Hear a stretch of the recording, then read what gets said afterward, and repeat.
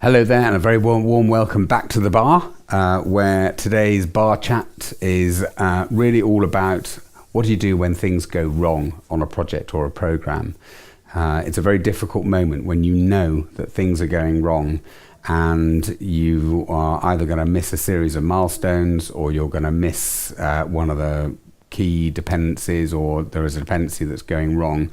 When things start going wrong, though, it really calls into question, how you're going to handle that and how you're going to deal with it so that you can help unblock the problem and move forwards.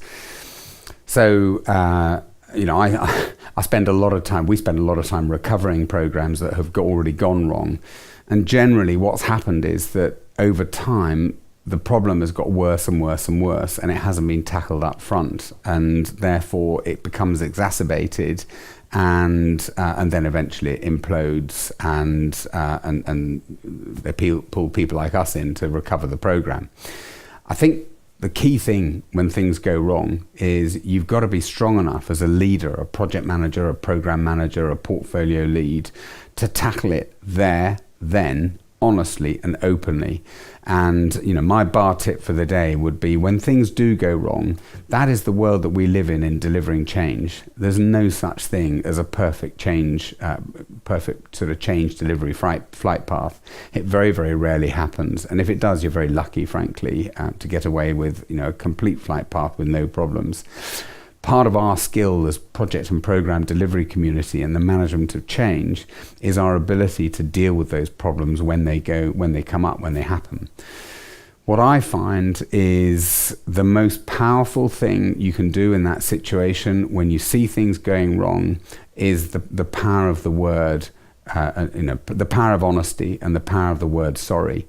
So if you've personally got something wrong, or you feel you've got something wrong, it's a very disarming word when you put your hands up and say, look, I'm sorry, I think I made a mistake, but we are where we are and I need support, or I need help sorting it out.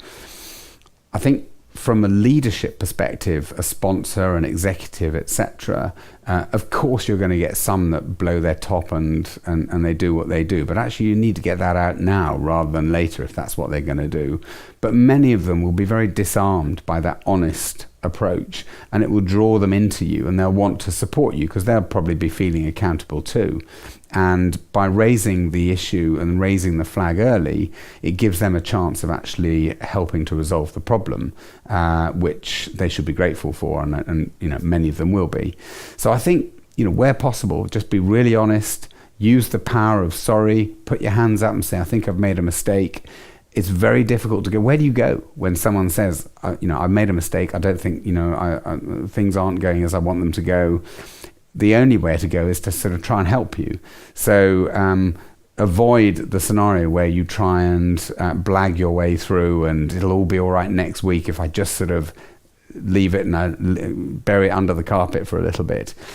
Confront it, be honest, and use that sort of very powerful, disarming, hands up, I'm sorry, I've made a mistake here.